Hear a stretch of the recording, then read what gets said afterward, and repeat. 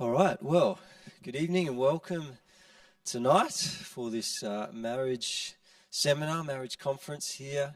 For those who may not know me, I can see a few faces from Vision Church, but those that don't, my name is Adam. I'm one of the pastors here at Vision, and it's just a real pleasure to welcome you here tonight for what I know is going to be just a wonderful night. At Vision here, we're passionate about what God is doing, about kingdom kind of work, and I really believe that the focus on the family work is a real kingdom work and so important. So I know that you're all here to hear what Brett has to say and to really invest in your marriages tonight. So I'm just going to pray just to open up the night. Just before I do that, just a little bit of housekeeping for those who are maybe new to this building. Just out these doors here, to my left, your right, you'll find the bathrooms. And then at the end of the night, I believe there is opportunity for tea and coffee just out these doors here in the kind of cafe space. And there is also some books and resources available there for you to grab hold of. So let's pray, commit this time to the Lord. Well, Father, we just thank you so much for tonight. I thank you, Lord, that it's no accident or coincidence, Lord, that each one of us are here tonight. And so we just invite your presence, Lord, your Holy Spirit to come and just speak to our hearts, Lord. I pray that you would be honored and glorified in all that is done and said here tonight, Lord. And I just want to pray for each and every marriage and engagement perhaps across this room, Lord God, and I pray that for each and every one of them, Lord, there would be just a real sense of encouragement and enrichment tonight, Lord. There'd be just things that are able to be taken away, Lord God, to really put into practice and see marriages go from strength to strength for your glory, I pray. So just have your way in this place. I pray these things in Jesus' name. Amen. Amen. I'm going to hand it over to Brett. All right, welcome. Well, good evening. Now, you may be smaller in number because I'm not competing against Marty at the ACL thing. You're obviously not all political minded, but you want to invest in your marriage. So that's a really good place to be.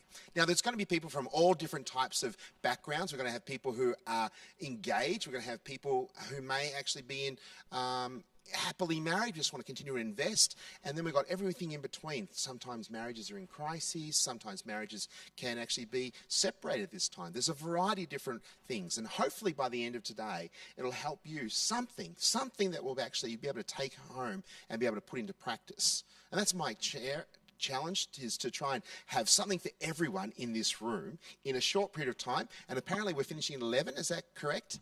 Yeah, 11 will be. Oh, you're keen? That's excellent. You really want to get really involved.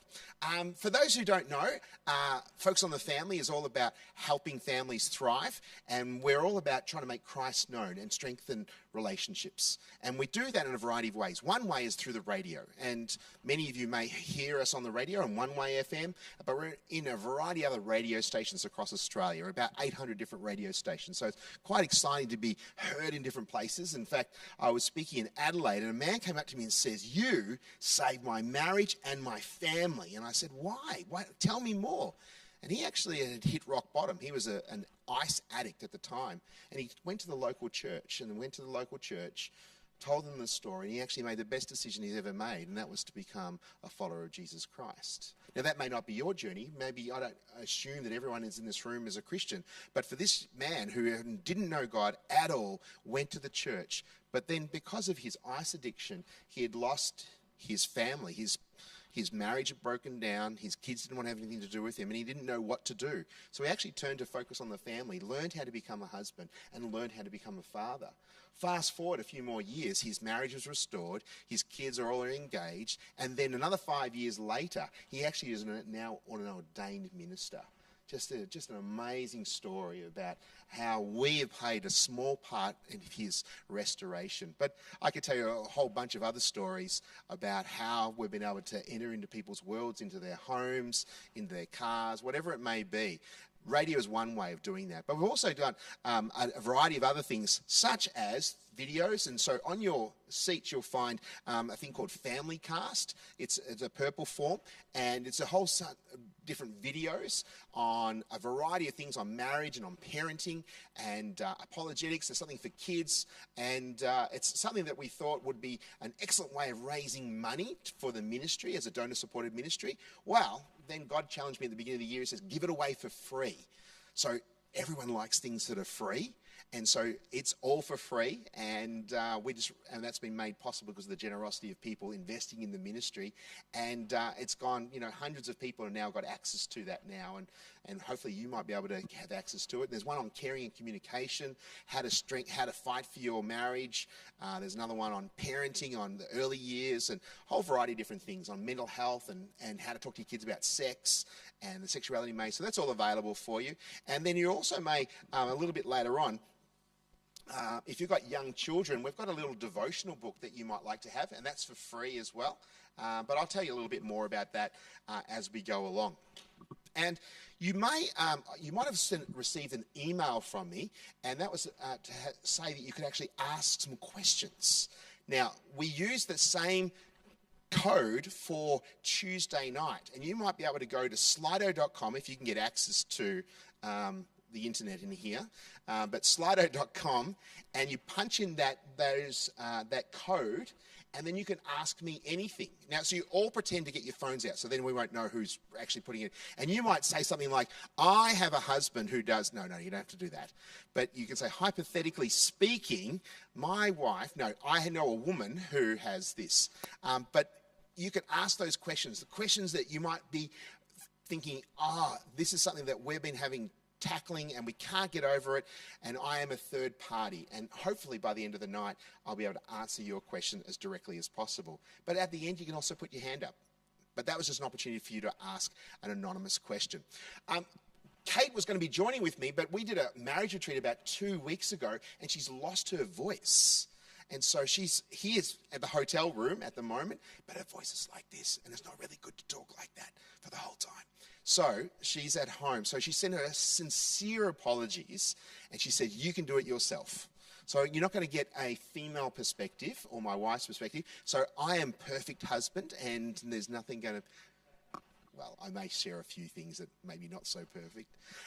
So that happened 32 years ago, and then fast forward another 32 years, that's what we look like now. We actually just had our first photo shoot, just a professional one, just 3 weeks ago. So that's what we look like now.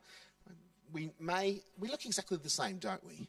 Except for me around the middle. I look a little bit not as skinny.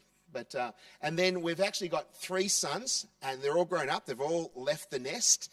They're all married, and our eldest son is actually leaving for Romania with our daughter and our 2 grandchildren, and they just feel God's called them to serve in Romania. So if you've got any contacts in Romania, please come and see me. We'd love to be able to have those contacts, because they just feel God's called them to serve the local church, to help refugees from the Ukraine, and also to start a business. And we don't know where they're going to end up. So we've already bought our tickets to go and visit them in Romania, because they're leaving in 2 weeks' time. And they've actually been living with us for the last 5 months. And so to see our grandchildren, so we've got our 3 grandchildren. That's Judah, he's the eldest, 3. And then there's Hadassah, or Das, or Dash, or TJ. She's got lots of different. And then we just got a new little one called Lily.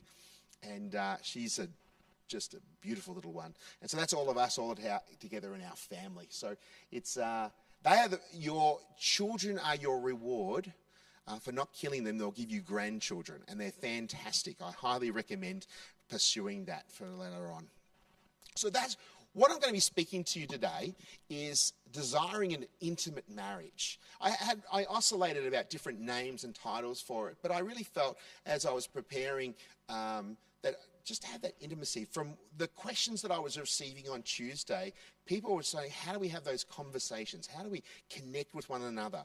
And I thought, well, I want to ensure that when you're speaking to your spouse or significant other, you're feeling safe. You can feel like you can talk about those big and deep and meaningful things, but we feel that there's a disconnect Many of you, and I don't want to see anyone going, well, it's you. And, you might, I can see you from here. I can watch you. I can see, and you can actually, elbows, and just keep the mirror close to your own face to actually say, how could I contribute to our marriage? Because you can point the finger and say, if you get your act together, then I'll start acting appropriately. That's not the way it works. Marriage is a team sport, and it requires everyone to put in their effort. And it doesn't work doing 50-50. You have to do your 100%, and the other person has to do their 100%. And if we do that well, oh man, it's a wild ride full of highs and challenges. Even through the challenges, there's been a lot of research that actually says couples that work through their difficulties come through the other side healthier, happier, and longer in their relationship as a result of working through the difficulties. Now, in this room, there'll probably be some people who have gone through their difficulties and it didn't turn out as well as they had planned. And I am so sorry if that's been your journey. But you're here tonight to invest in your relationship. You're here tonight to try and work out some things. And I commend you. I commend you greatly for showing up to work on your relationship. And at the end of it, I'm hoping that you'll have this, may it be a catalyst for you, some ongoing healthy conversations. As a matter of interest, how many of you have actually completed the marriage assessment link that I sent through? Does anyone fill that out? Did you pass? You didn't pass. No, there's no pass or fails. But can I encourage you to do that if you get a chance? It'll be in your inbox now. I sent the link for you. And it may be just an opportunity for you to go, hey, these are the areas we're doing really well in, but here are some areas that we can work together and improve the health and well-being of our relationship. So that's what I'm going to be speaking to you tonight. And hopefully by the end of it, you'll go, I'm really glad I came to tonight. And I can guarantee, and this is and I don't say this to glorify myself, I can guarantee you will have family or friends you wish that came along to tonight. Because we all could do with a bit of fine-tuning. We can all do with a bit of servicing. Just like you take your car in for servicing, you're taking your relationship for servicing. And people don't realize they can actually have a healthier, happier, stronger marriage if they only invest in it a little bit more. Rather than just going along with the flow and aim for mediocrity, we don't want to have that. And for those who are Christians, I believe, and it might be naive for me, I believe that Christians should have the most attractive relationships. The things that people are going draw to, that they're actually saying, what is it about your marriage that is so good? And then you can actually, if you're a faith follower, you can actually say it's because our relationship is centered on Christ. And then out of an overflow of that, so if your vertical relation continues to grow, it helps with you horizontally. And I say that nearly every time I speak, because it really does. Honestly, as our relationship grows with God, it helps our relationships grow with others. All right, so what can an intimate relationship look like? Well, we'll start off with a few things. And if you've got your cameras here, feel free to take photos. All right, I'll give you absolute permission to actually show these things. And if you're doing this online, hello online people, or recording, it's great to have you here with us.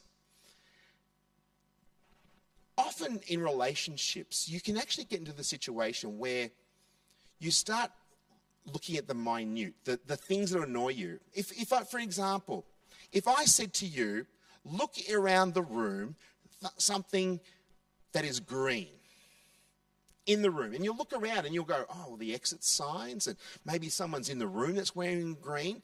You'll find it if you're looking for it. The same thing with your relationship. If you're looking for faults, if you're looking for problems or failures, guess what? You will find it.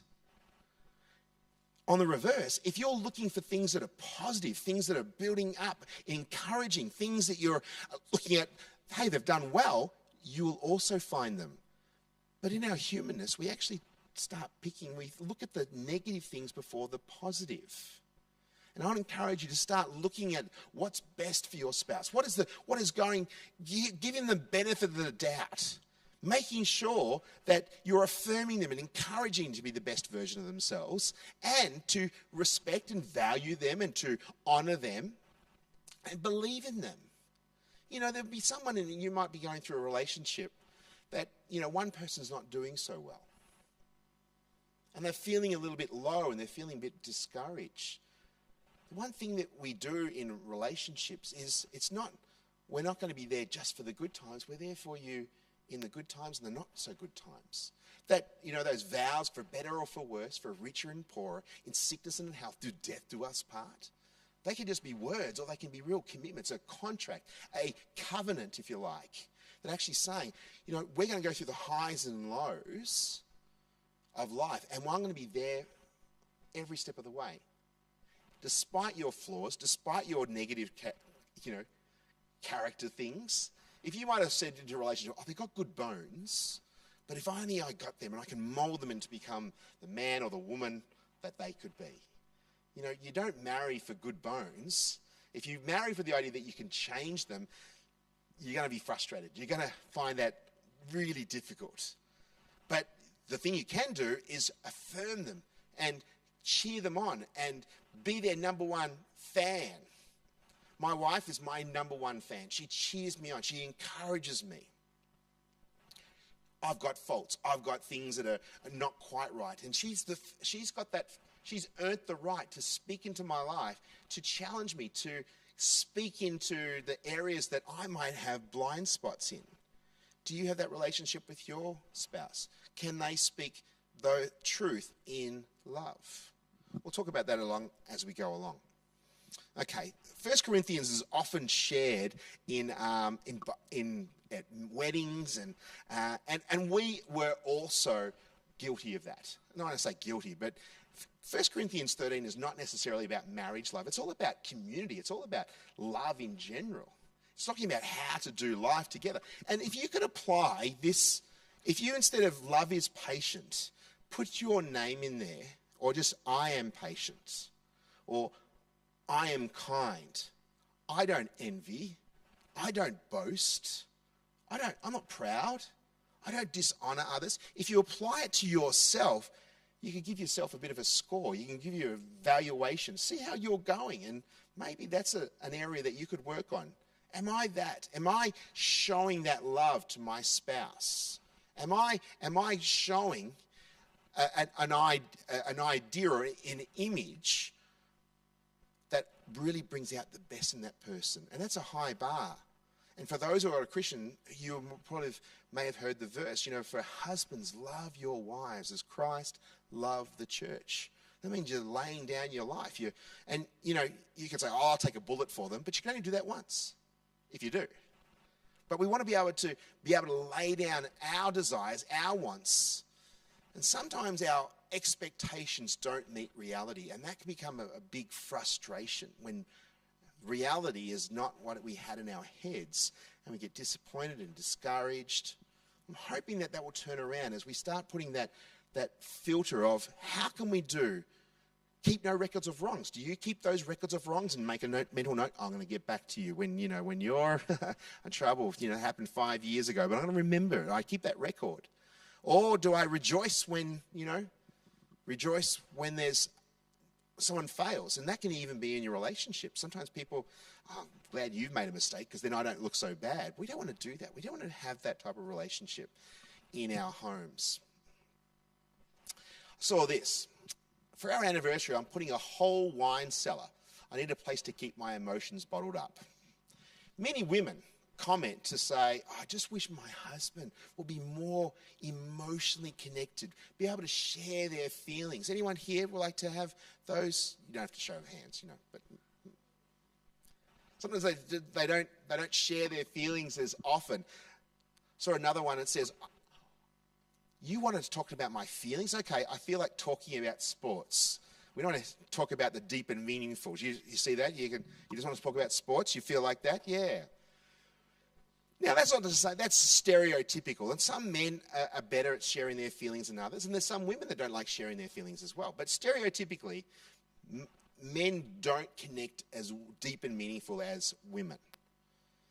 And sometimes women expect their man to be more woman-like, to share their feelings, and they're just not hardwired that way. But that's not an excuse. It's not an excuse to say that you can't share your feelings. And I'm hoping I'm going to change your thinking. You might say, well, that's just what we did in our family. And there's a whole different message about family of origin, about where you learnt how to do life.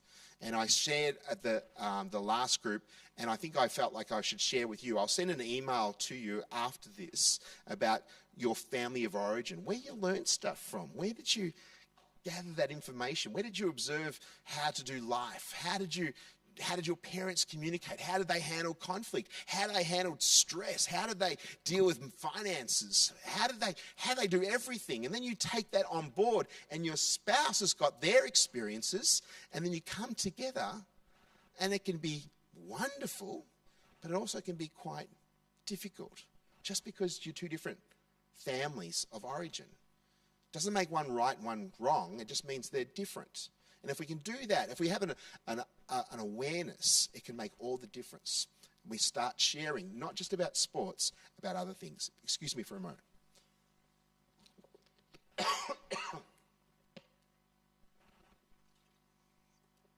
So, this is what I'm going to be speaking about today, of these 4 different areas. Emotional intimacy, relational intimacy, spiritual intimacy, and sexual intimacy. And there'll be some people going, can't we just go at number 4? Can we start on for number 4? That may not be where to start. Let's start off with the other ones first. And, most men will be turning off, and then suddenly they lean forward on the 4th one. I just spoke at a group of grade 6s on speaking to kids about puberty and sex. Well, they get the giggles out and everything like that. It's quite fun. And eventually you can hear, there's a difference between quietness because they're bored or quietness because it's really interesting. And you might go all quiet because it's really interesting. And but I'm not going to be talking about how to be sexually intimate. I'm going to be talking about how to get there, all right? But there is a journey, and that's what I'm going to be speaking about today. All right. Intimacy. Intimacy. We all crave to be known and to be known.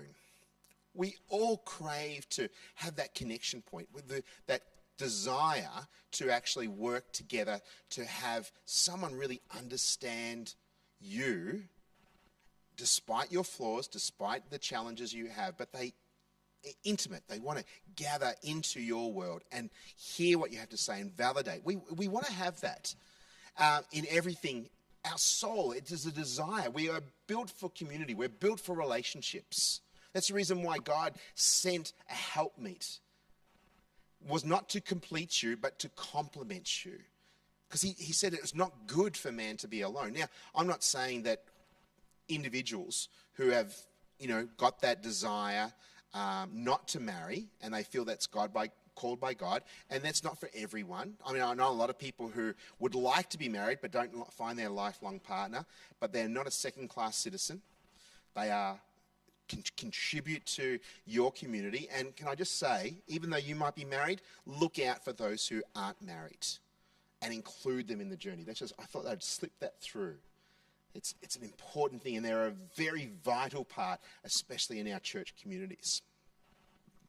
How can anyone see into you and who you are, your fears, dreams, hopes, and desires, unless you know who you are and are willing to allow someone in?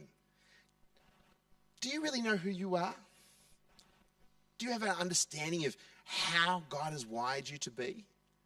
And if you do, sometimes that is important to be self-reflecting. How are you at knowing yourself? And before you can allow somebody else in, you have to understand who you are. Now, your spouse can actually identify a few of those issues, can identify some of the differences and how you don't communicate that well, or you don't share your feelings, and they can share those things, but we often miss out on a great part of a relationship when someone really sees into your soul. Now, my wife sometimes would say, Kate would say, when I'm looking at her, I'm staring at her, and she goes, "You're looking into my soul." I don't mean to do that, but I really want to see into her. And I don't know if anyone's seen the movie Avatar. Has anyone seen the movie Avatar? There was a line there, and they said, "I see you. I see you." And I think we all want to be seen, but sometimes we don't like what we see in ourselves. We don't like to see our hurts, our sorrows, our past, and we're thinking, if they really knew me, they wouldn't love me anymore. So we keep those things hidden. We think it's too shameful.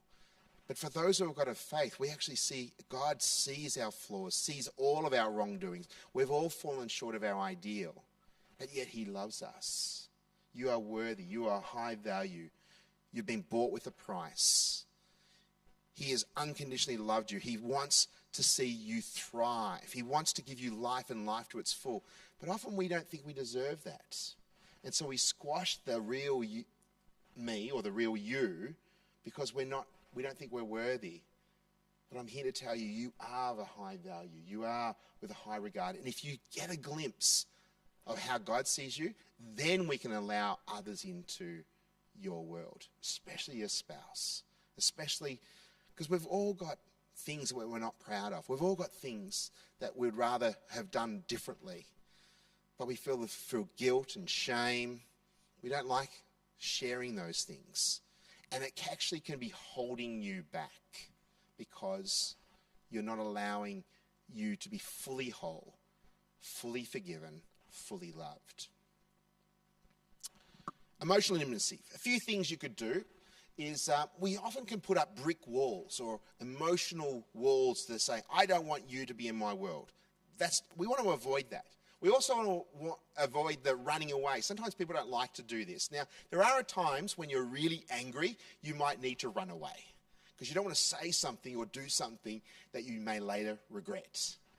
But if we get to a point where anytime there is an uncomfortable conversation or anytime there's a difficult situation, people can run away. We just got a text from somebody today who's she's going through a difficult time, and her husband hasn't done anything wrong, but he's not doing everything right. And as a result, she's just run away from the situation and moved back with her parents. She's only in her 20s. It's very early on. She's 8 months pregnant, so she's got a whole lot of hormones going on in her system. And it saddened me to think that was her default. She ran away from the situation rather than running towards her spouse. We need to run to the people who love us, not run away. So another thing to actually assist us is we need to become more vulnerable. We need to be more open and honest. We need to share our feelings, even if it may be uncomfortable. Ultimately, if we can do that, our emotional intimacy will be able to thrive. I mentioned on Saturday or last Tuesday night about being a student, being curious of your spouse and what makes them tick, and that's sometimes without their emotions. If someone's upset, help me understand what made you what made you cry, what made you upset. Maybe even say, what made you laugh so much? Why are you so excited? Why are you thinking so enthusiastic? Like those type of things. Be curious. It opens up the conversation. But often we just sort of, we're all right. We don't talk about those things. And that may be because you're family of origin. We don't talk about that sort of stuff. You have to start addressing the reasons why you are who you are and maybe starting afresh. And expressing injuries, that's a nice way of saying why you're hurt. As a general rule, sometimes if you ask somebody how they're doing, we all wear those masks. I'm fine. Or you ask your spouse, is everything okay? And they go, yes, I'm good. You know it's not. But we're not a mind reader. The other person's not a mind reader. But why can't we say, actually, expressing my injuries, instead of going, I'm good, I'm actually really hurt at what you said to me just before. I didn't like the way that you spoke to me. I really didn't like you raised your voice at me. Now, rather than becoming defensive, I didn't yell, I didn't raise my voice. Often we say, we could. but we sort of like a bit dismissive of what they're experiencing. We should get to a point where we actually can share our feelings and not have it thrown back in our face. So sharing our injuries, sharing the things that are hurting us, doesn't make you weak. It actually makes you stronger when you can share those things. And listening with our ears, not waiting for them to stop moving their lips, and listening with great empathy and greater understanding. That must be really difficult. It must be really tough. It must be really, whatever they're going through, if we listen with that type of attentiveness, it actually opens up the emotional world that your spouse is in, and that will be helpful. Experiencing true intimacy begins with being connected to your own heart, and sharing who we are with others is often not easy. All love is a risk. It can be uncomfortable exposing the deepest parts of ourselves. Ain't that the truth? Especially if you've been brought up in a family that doesn't talk about that sort of stuff. It doesn't actually open up where we're going. We want to be able to open up our heart. There's a great verse where it talks about in Proverbs, guard your heart, for it is the wellspring of life. How's your heart? And if I was going to connect with you a little bit more, I'd be actually saying, what's the state of your heart? Because we have hurts, we have experiences that can actually, we want to guard our heart, but guarding our heart in not a healthy way. We want to guard our heart from negative thoughts and negative narratives about what the other person's doing. But remember that first slide where I talked about wanting the best, wanting to be open, wanting to be vulnerable? That's what we need to aim for. Another one I saw, our marriage is in trouble. We need to talk about it. That's the woman's perspective. And because the husband doesn't have a narrative, he actually says, our marriage is in trouble. I better keep my mouth shut. Now, who's right? Should we start talking about everything? Maybe. Should we keep quiet? Maybe. We need to do a bit of both and be sensitive, because sometimes we don't pick the right times to have the tough conversations. But not talking about it and avoiding it, or running away, or in denial, is not going to help you either. So we need to actually be very intuitive or insightful about picking the moments, but not talking about it doesn't mean the problem's gone away. In fact, it makes the problem 10 times worse. So, how do we get the relational intimacy going? The first one may be a little bit ambiguous. Filing your relationship into your implicit memory. That basically means going in autopilot. It means that you don't have to work on it anymore. Now, implicit memory would be like riding a bike. Once you learn how to ride a bike, you've always remember it. You don't have to think about it. But sometimes we can actually go into relationships and we just rely on the past to think that it's going to be always the same.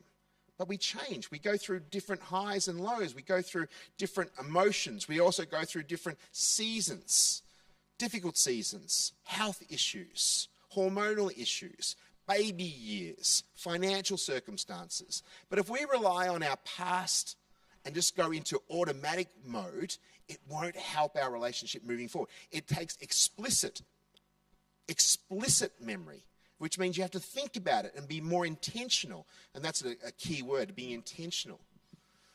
And we all need that bids for connection. We don't want to avoid it. So to avoid that side of things, to assist you, we need to be more attentive. We need to actually have greater connections, and maybe simply doing this every day, having a 10 to 15 minute conversation. Now, if I was going to give you an audit, I'll just ask you, I don't mean to, how often do you really sit down with your spouse to listen and just connect? Not enough. Yeah. Now, it's not like you don't want to do that. It's not like you go into the emotions and you go, yeah, I don't want to talk to my spouse at all. No one actually intentionally wants to do that, but you have to put it in as a high priority. So when our children were little, Kate and I, when they were all very small, they'd always want mum and dad's attention. But we'd always say, hey, we're going to have mummy and daddy time, and we went to the couch.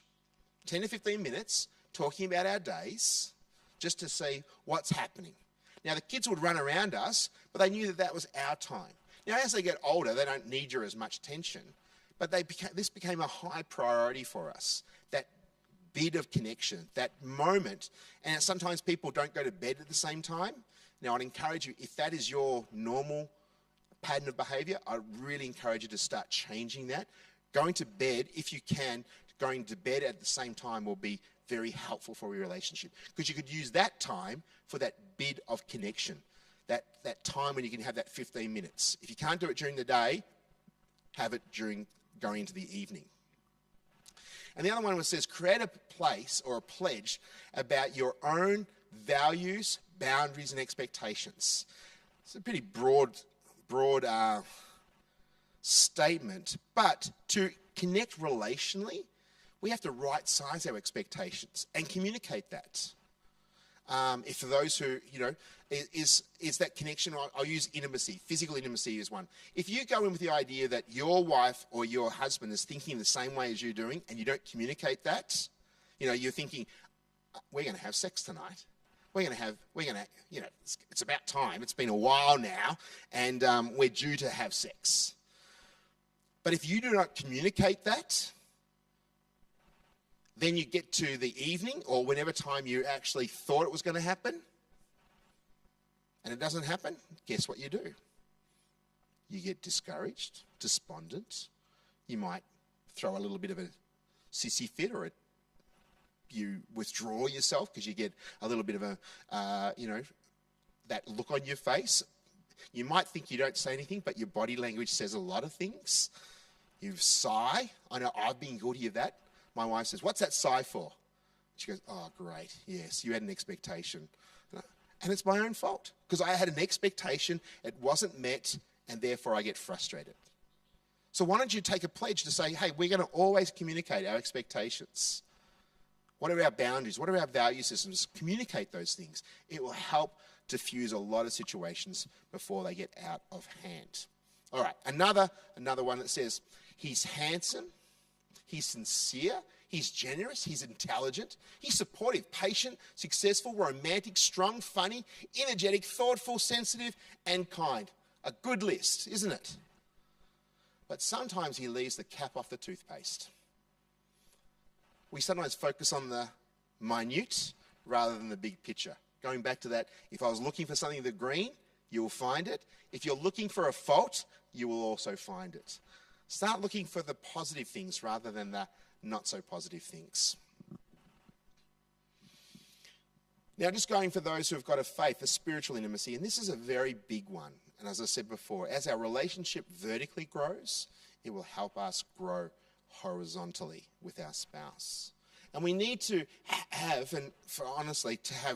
God in the center of our relationship. And I'm sharing this from our point of view. If God was not the center of our relationship would have come to an end. I can categorically say that. One is, in our second year of marriage, Kate was involved in a serious car accident, which resulted in her having every muscle, ligament, and tendon torn in her back, neck, and shoulders. She was bedbound for 18 months. So as you can imagine, in chronic pain, chronic discomfort, feeling like she couldn't do anything because she couldn't do anything, she felt like she was failing as a wife. She wasn't fulfilling her wifely duties. And if I had that expectation that if you're not fulfilling your wifely duties, then I might as well go and find someone else. If God wasn't the center of our relationship would have ended. But we drew closer together emotionally, may not be physically intimate, but we grew relationally and emotionally, but we also grew spiritually. And as we drew closer to one another and drew closer to God, we were able to get through that season. Now, since that, Kate's had other chronic health issues of chronic fatigue and chronic pain for other things. She's also had pneumonia, and she's now lost her voice. It's very quiet in our household at the moment. But if I am just relying on the expectation and not putting God first, because God's in control, He's more important than any of our relationships ever can be. If that has been the center of our relationship, it is going to get through. If it's the center of your relationship, it will be able to get through. And I encourage you to discover God for yourself, but also from my point of view, women are actually wanting their menfolk to actually lead their household much more. that's a whole nother little topic about how do we do headship, how do we do leadership. And it is not dominating. It's not saying, we bring out that card and I often use it, submit to me, you're my wife. It means mutual submission. And part of it is we need to lay down our own lives for our wives. That's submission. Not for what we can get, but what we can give to serve our spouse. Because Jesus came not to be served, but to serve. What a great role model to be. And I love that. Though one may be overpowered, two can defend themselves. A cord of 3 strands is not quickly broken. God has been the center of our rope. And if you've done any science, and I've Googled this, so it must be true. It's on Google. And a rope with just 2 strands is good, but it's not great. But when they put 3 strands together, it actually strengthens. They actually force each other together. And in fact, if they have a 4th or a 5th strand, it doesn't actually make it stronger. So that's another reason why we leave our family of origin. We leave and we cleave together. With God as the center, husband and wife and God at the center, 3 strands, perfect, strong rope. But often in our culture, in some cultures, it's sort of like what my mother says, what my father says, the patriarchs, the matriarchs. It's not healthy, not good for your relationship, not good for your binding together if we include too many people to speak into our lives. But that's another little topic altogether. So how do we develop spiritually? Well, we need to avoid distancing ourselves from God, and we don't have the self-discipline. And I know I've been guilty of that. I could be serving, but I'm not doing my own self-discipline when it comes to my relationship with God. I need to be disciplined individually, and you can't rely on somebody else to do that. You need to do that yourself. Another thing you need to do is to assist is maybe even pray for your relationship. Done research that 98% of couples who pray together regularly will not go down the pathway of divorce and separation. That's a high level, 98%. Now, I don't know what happens to the other 2%, but they may be just going through the motions of prayer, but not really having an intimate relationship. But the studies actually say that those couples that serve together, maybe do devotions together. My wife and I do a devotion every night, just to maybe a few minutes together before she starts snoring.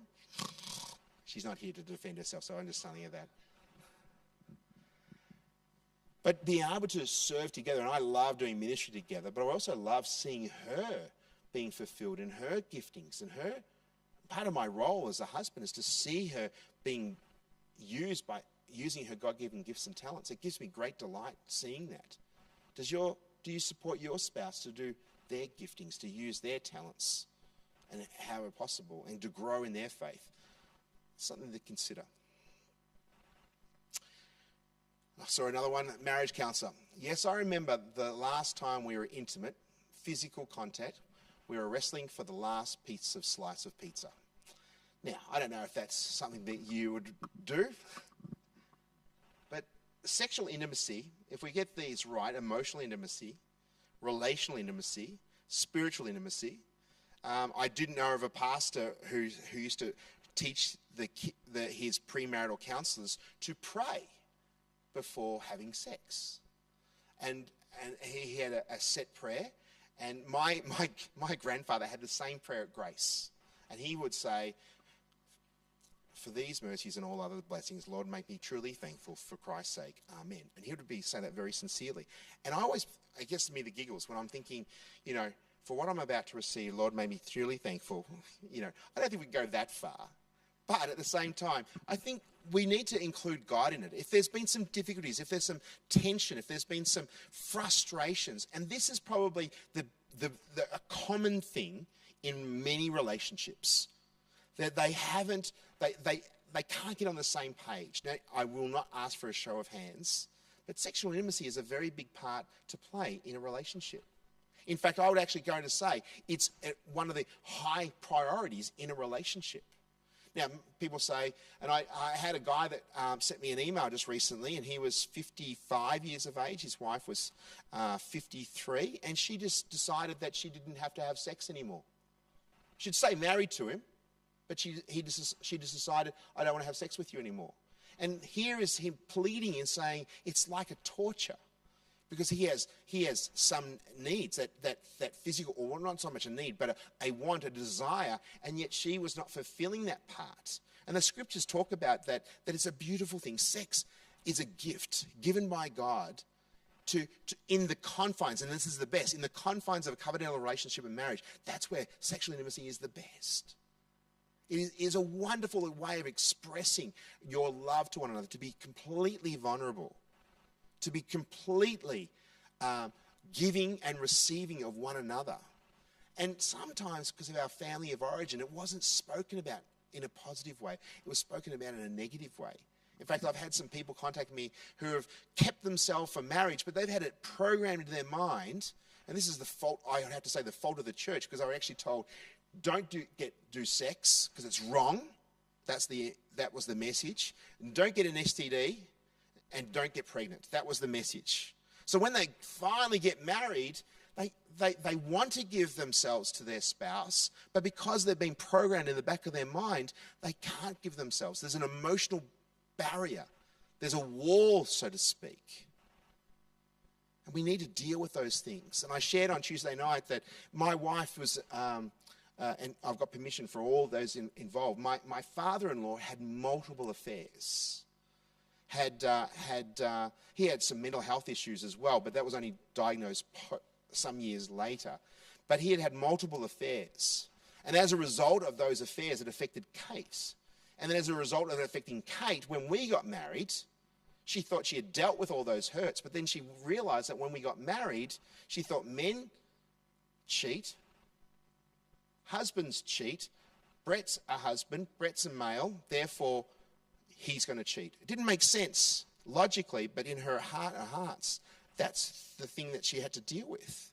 She had to deal with that hurt. She had to go and have some counselling as a result. And it still leaves a bit of a wound. It's not holding us back now, but it is something that those things of the past, that experiences, those narratives of sexual intimacy you may have had can actually affect the way that you deal with your sexual intimacy in a relationship. So things to avoid. Assume or assumptions around preferences and desires. It's a big one.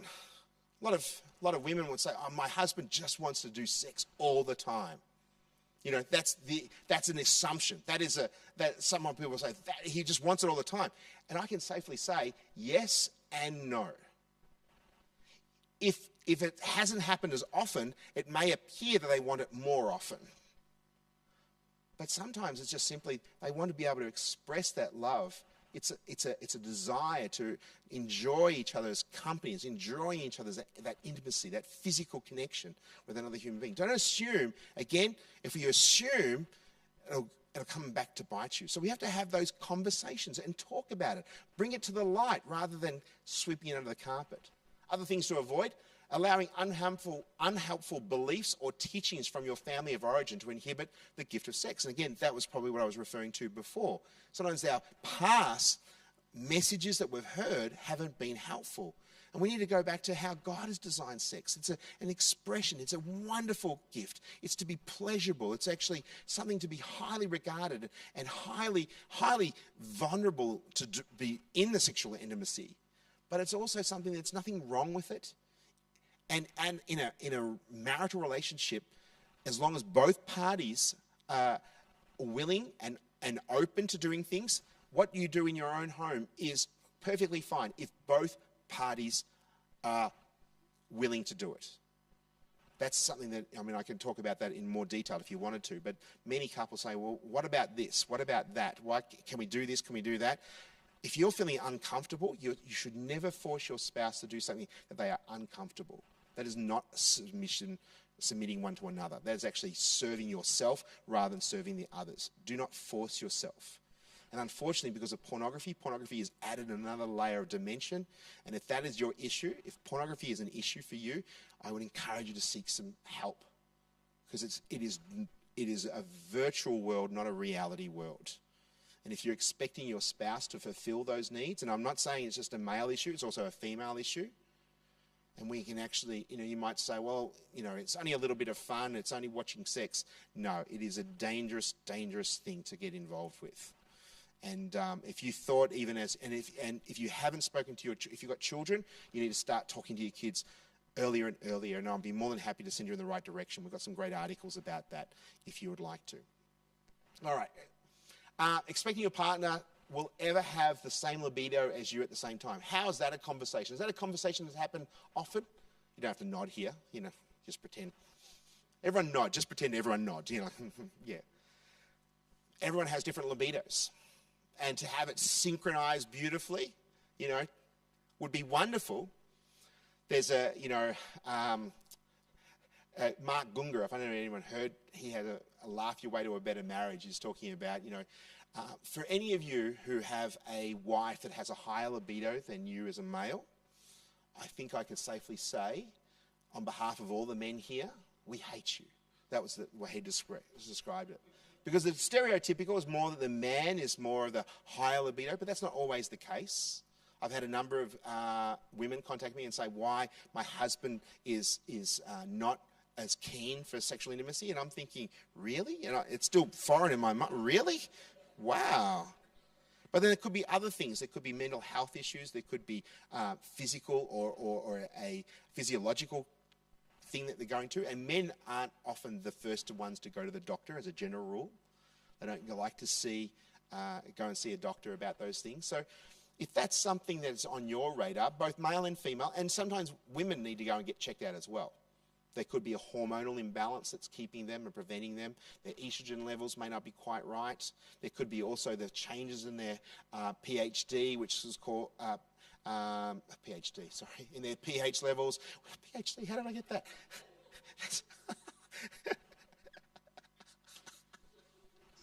Sorry. I just tickled my fancy. Sorry. pH levels can actually affect their anatomy down there. They actually can cause more discomfort. And I have to say, women put up with a lot of stuff.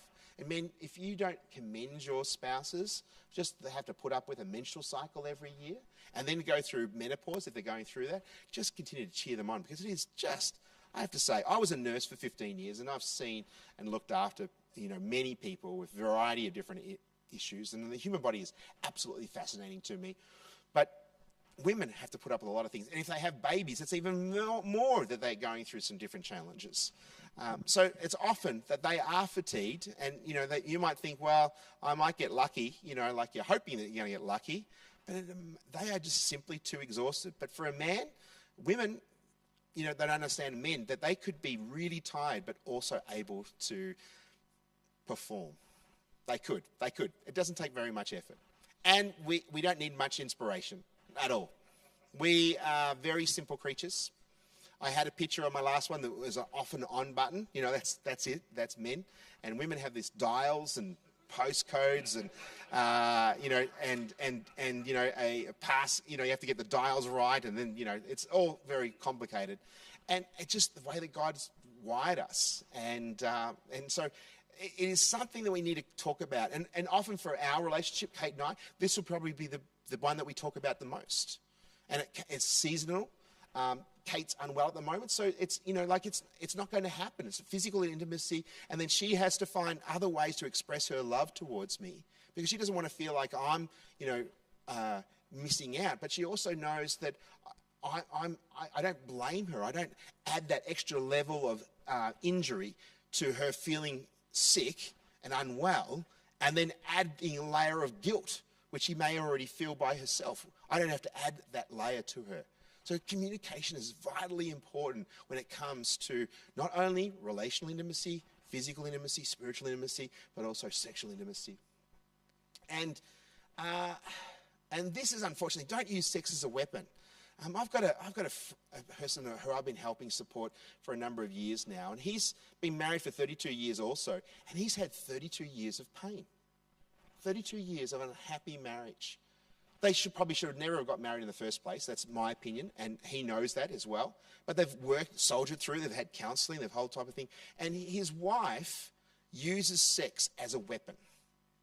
And she would say something like, on Friday night, if you do everything perfectly, we'll have sex.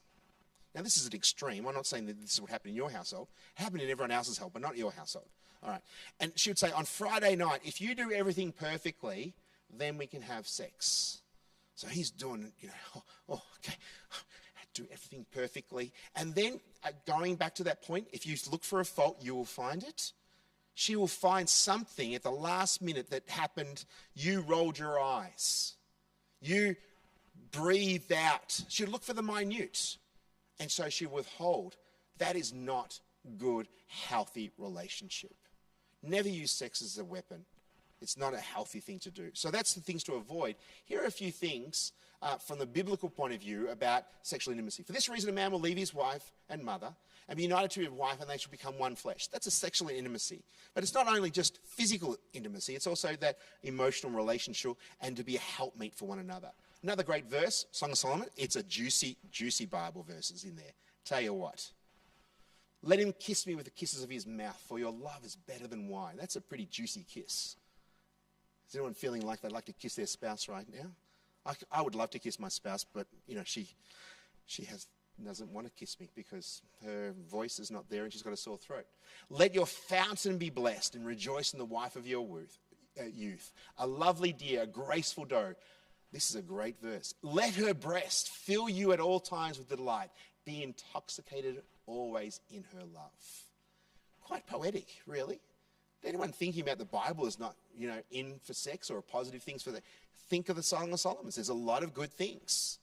And to actually work towards a healthy relationship, from a biblical point of view, is to actually, enjoy each other physically. Enjoy each other. But we also have to know, and probably the difference between men and women is that, a man will look in a mirror and think, I look pretty good. A woman will look in a mirror and she goes, I'm so fat, or I'm so ugly.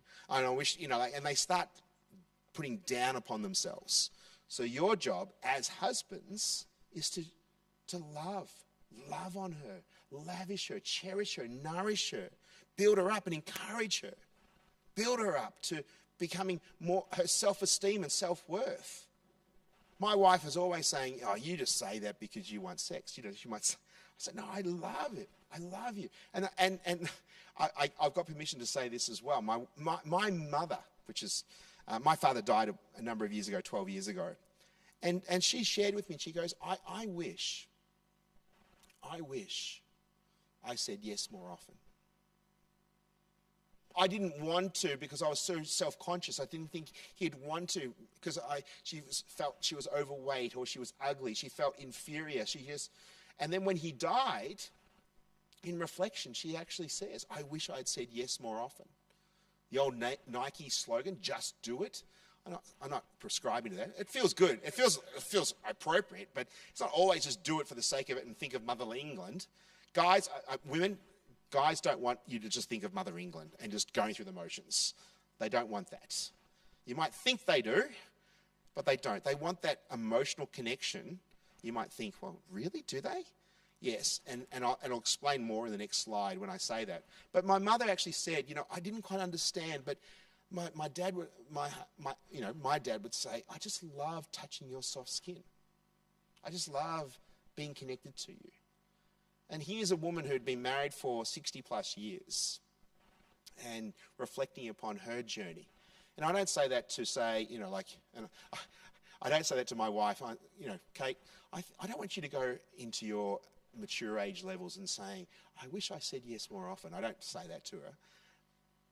But in reflection, I'm thinking sometimes we say no, not because we don't want to, it's because of other issues. And we have to deal with those issues so we can healthily move forward in a relationship that is not only emotionally safe, relationally safe, spiritually safe, and sexually safe. So here are a few things that, well, I actually saw this cartoon. Okay, you can have another spin, but it's only because of your birthday.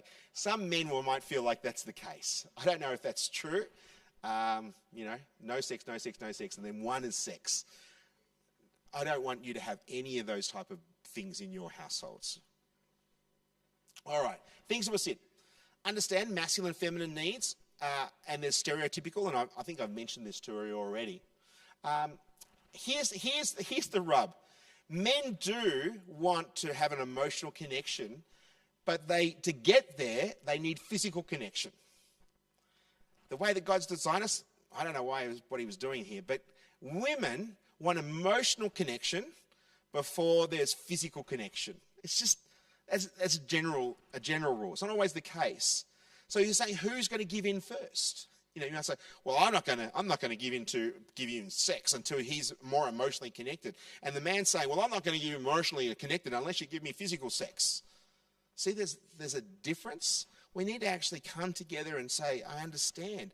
And if we get that in a much more of a balanced perspective, the relationship will thrive. It will become much healthier if we allow the differences of our libidos, difference of our health, different perspectives, and knowing men are much more visually wired, and women, well, let's face it, guys, we don't look that great naked.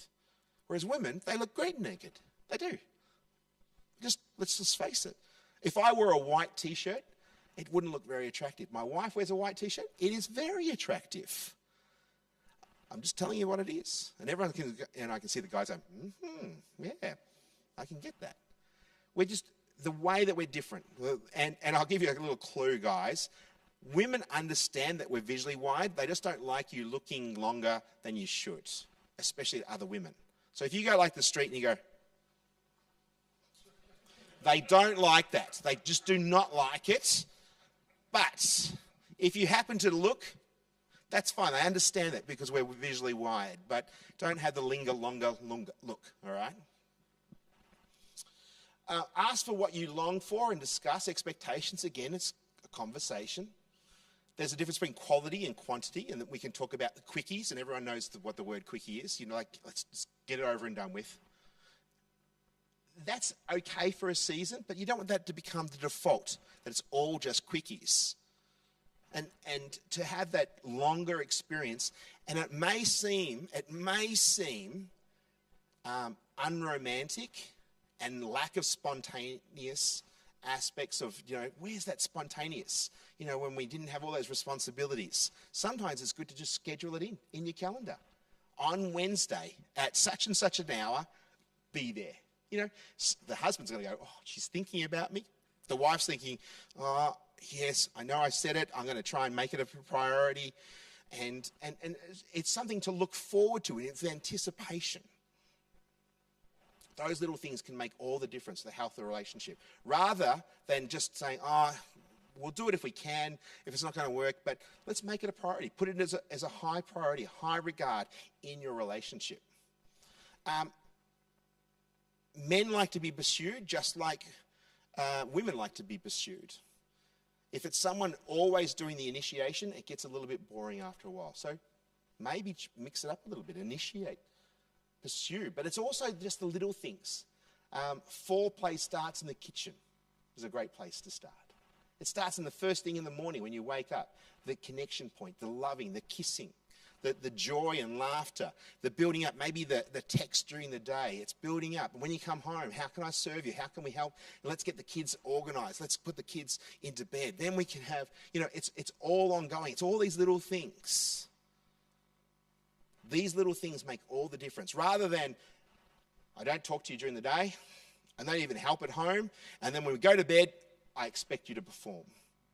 It's not really romantic. It's not really team sport. It's actually, you're just wanting all this other stuff. You've had arguments. Let's have sex. Let's face it, it won't happen.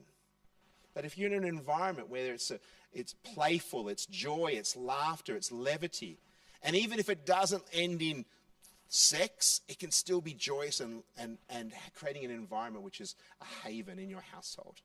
Those things can make all the difference. And, we all have boundaries. And even with it, and I said, what happens in your household, in your bedroom, is private. And I'm not here to discourage you from doing anything that you both agree on. But if one person is uncomfortable, then you don't pursue it any longer. Hopefully that makes sense. And the routines. We can get into the routines of things, but mix things up. And there's some great resources available. We've got some on our website, different resources that I'd encourage you to have a listen to. Learn from one another. Learn to have explore.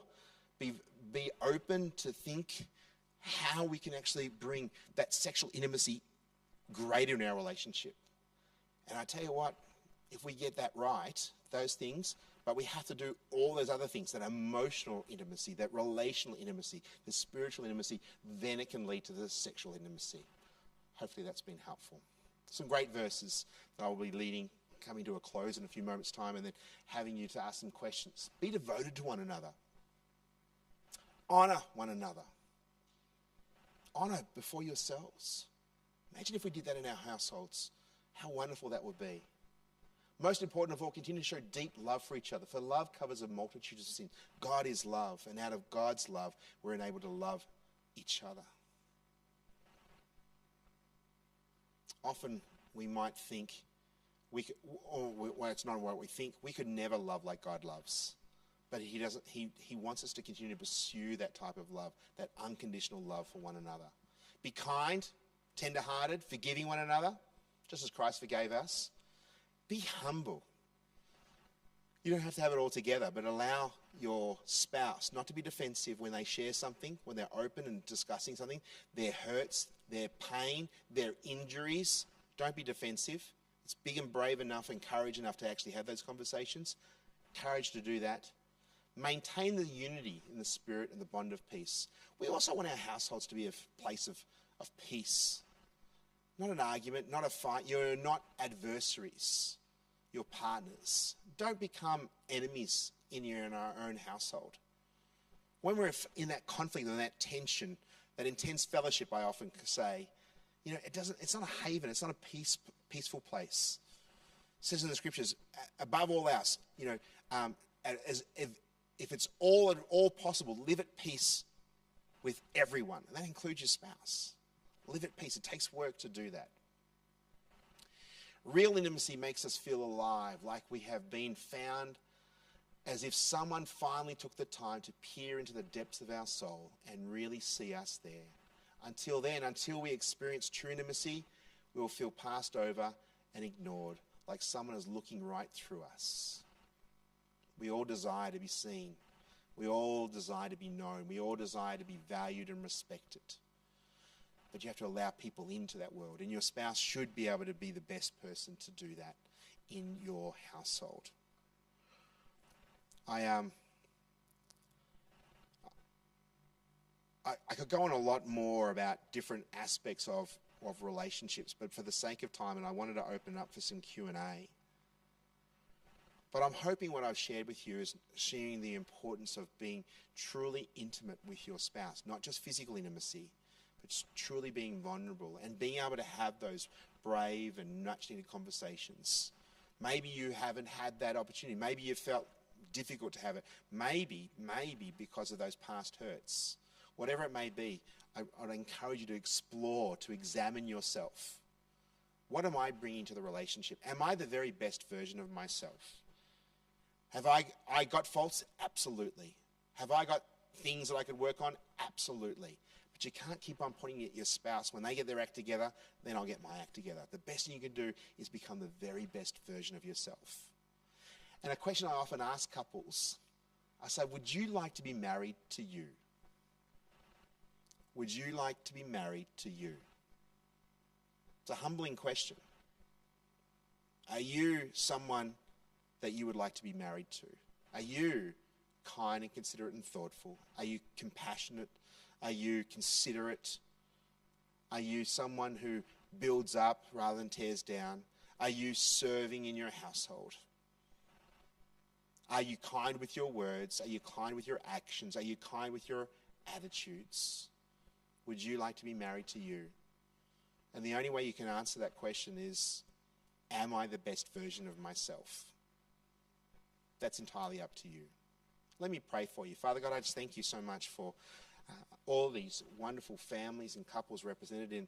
And we know there'll be some people who are doing it maybe really tough this time, and I am so sorry for them. I pray they get the right help and the right support and the right encouragement for whatever they're going through. And Lord, I pray for even the relationships here. May they not just getting by, and I thank you for them investing in tonight. But I also pray that they may go home thinking about how they can improve their intimacy in their relationship, to be more vulnerable, to be more real, to be more authentic and genuine in their relationship. And Lord, I also pray, may you enter into their relationship more, and may they lean closer to you.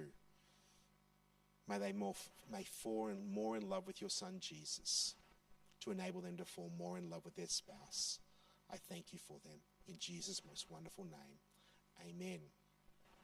If you'd like to have a little bit more investment, we're actually doing an online marriage conference. This is for pre-marriage, for marrieds, for even people in conflict. That's been available. We're starting one on the 8th of November. You can do it in the privacy of your own home. You don't have to go anywhere. It's just send a video link, and would love for you to be part of that. If that's of interest to you, you can go to our website for that. When you go, where's the table? The table's out there. When you go out through that door, there's some pamphlets there. There's something about the devotions, the Together devotions, the Familycast, different things that you could actually look at. There's also a magnet. If you're really, really good, you can get a magnet and take it home, and then you can remember some of the things. It actually has your family, your focus. So simple things to invest in today. Being grateful for them, being grateful for your family, being grateful for your spouse. Talking and listening to them. We could do that a little bit more. Helping and having fun with them.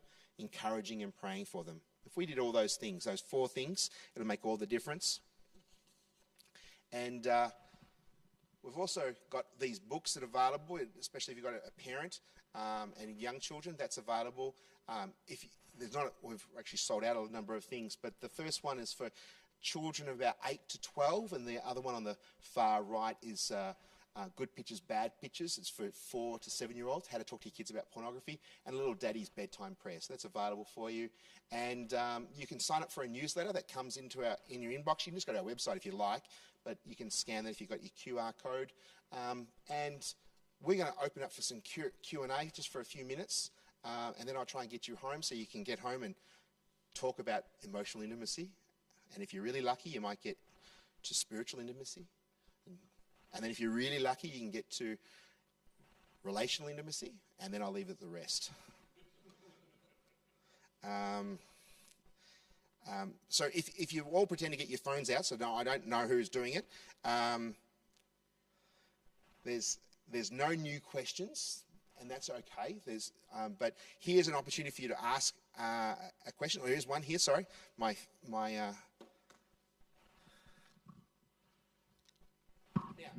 I would encourage you, if you haven't had a chance, to go onto that and have a read of some of those questions. And even though there were some of the questions that were asked on Tuesday night, they can still be applicable for you today. The question that someone made a comment, my parents had a housemate kind of marriage that ended in divorce. I feel like my marriage is going in a similar direction. How do I break that cycle? Well, thank you so much for asking that question. If everyone understands about the housemate, it means it's just going through the motions. You're living under the same roof, but you could just be friends. But unfortunately, in a relationship, in marriage, it doesn't end in friends. There's a friction, there's a tension. It's very obvious, and obviously, in this situation, it led to divorce. And this person doesn't want that to be her history. That past, that experience, doesn't want to continue. But even coming to the thing like tonight, to open up, to seek some advice is a great thing to do, to start afresh.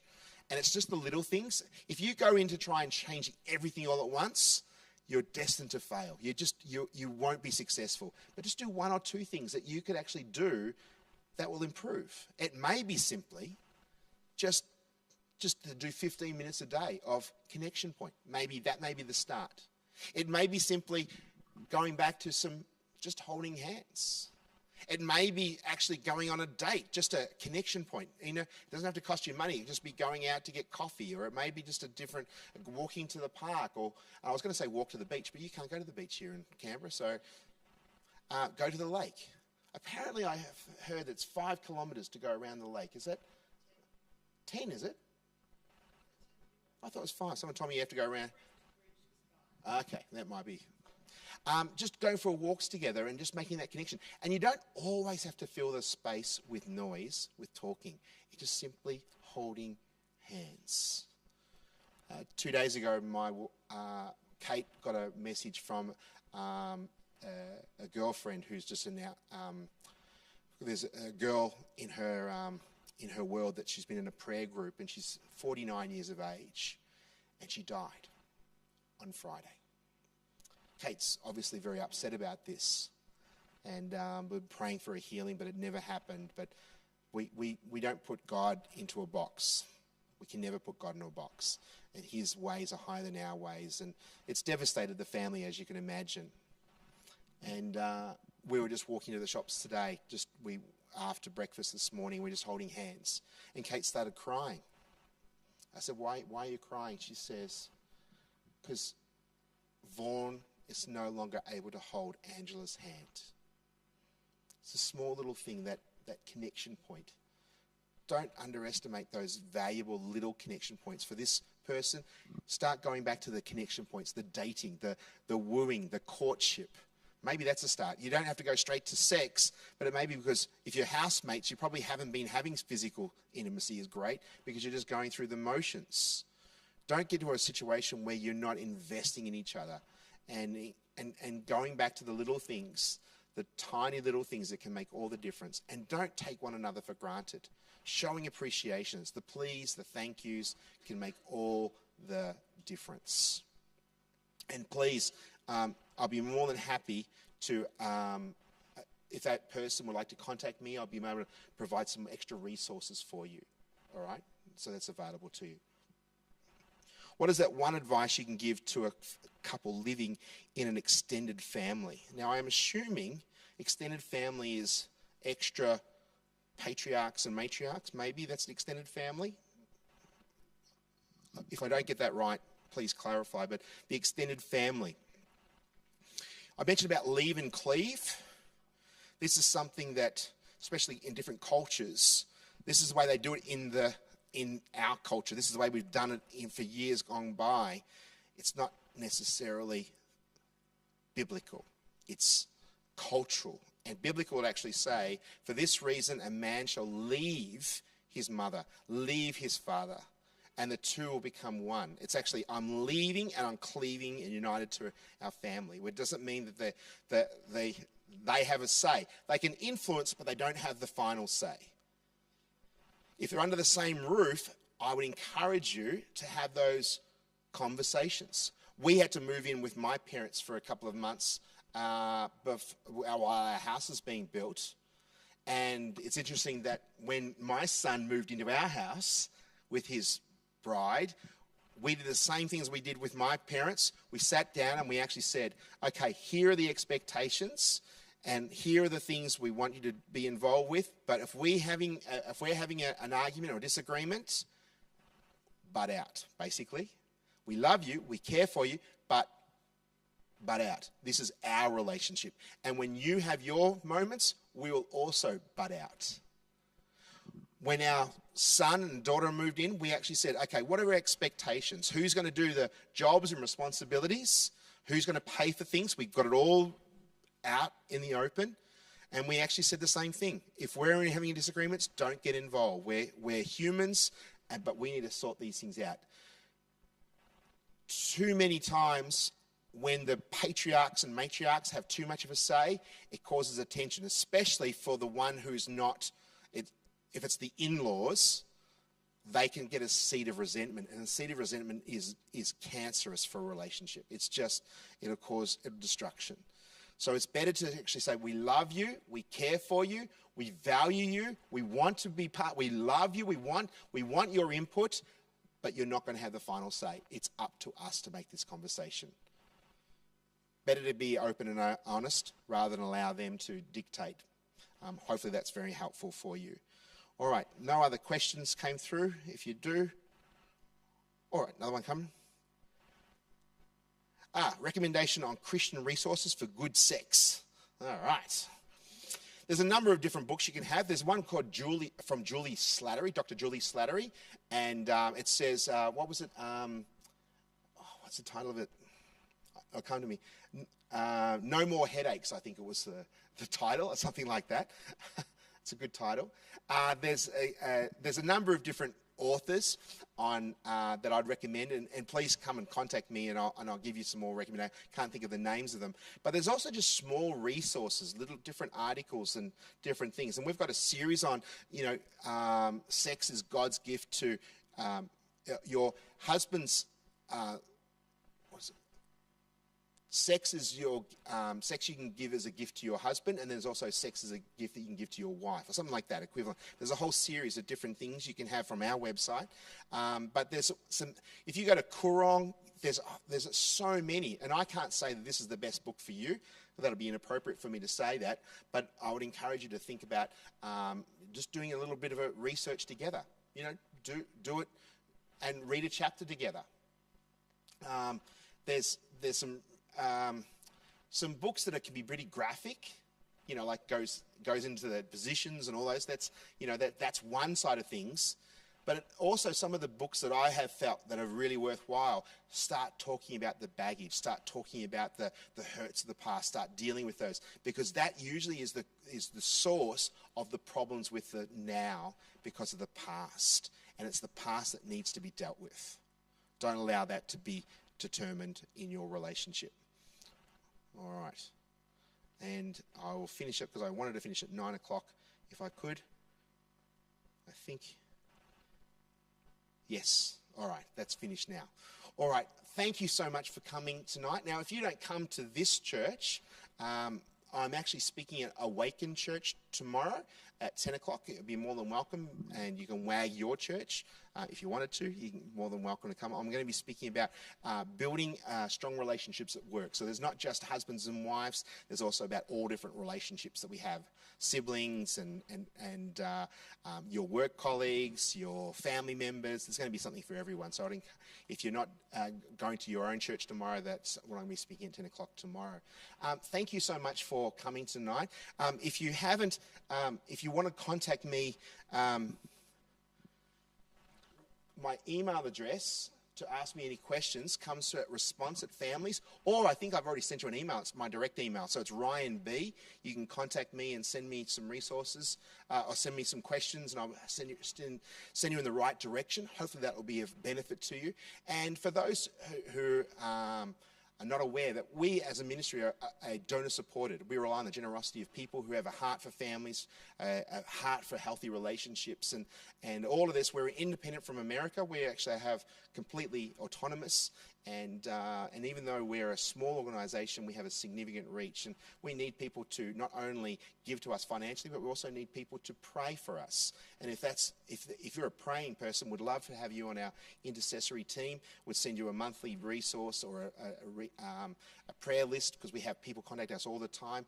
And you can just take that envelope here and maybe prayerfully consider how you could support the ministry. Even $10 a month or $20 a month can make all the difference, so we can actually create more content that will help more families. May God bless you, and thank you so much for coming tonight. I'm going to hang around a little bit, and you can come and see me personally, but otherwise see the table at the end. And I also just wanted to acknowledge One Way FM. Thank you so much for your partnership and for working alongside with us. Hopefully it's been worthwhile. We look to explore another opportunity. I can guarantee, we did the parenting seminar, there were so many people saying, hey, you should do this again. We should talk about technology. We start talking about mental health. We could talk about a whole variety of different things. And hopefully if we come back again, that you might be able to invite your family and friends. And I just want to acknowledge Mariah. She just started her first day. Her first day at working at One Way was the first meeting that she had with me to actually organise these events. And I want to commend you for doing all that great work. Thank you so very much. And I'll hand you over to Adam, I think, or Jenny. Adam. Thank you. Yeah, can we just thank Brett again for just those wonderful insights and encouragements. And we have opportunity tonight, as Brett already mentioned. The wonderful work of Focus on the Family relies on the generosity of people to give to that work. And so we have opportunity tonight just to take up a bit of a love offering to bless the work of Focus on the Family, the work that Brett and Kate are doing.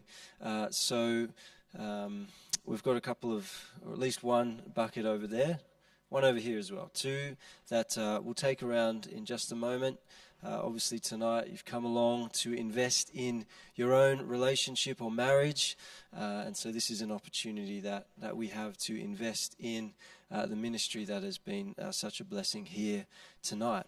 So we'll just give you a moment to have a think about that, and then we'll take up the offering, and there'll be opportunity to hang around afterwards. Brett's going to be hanging around.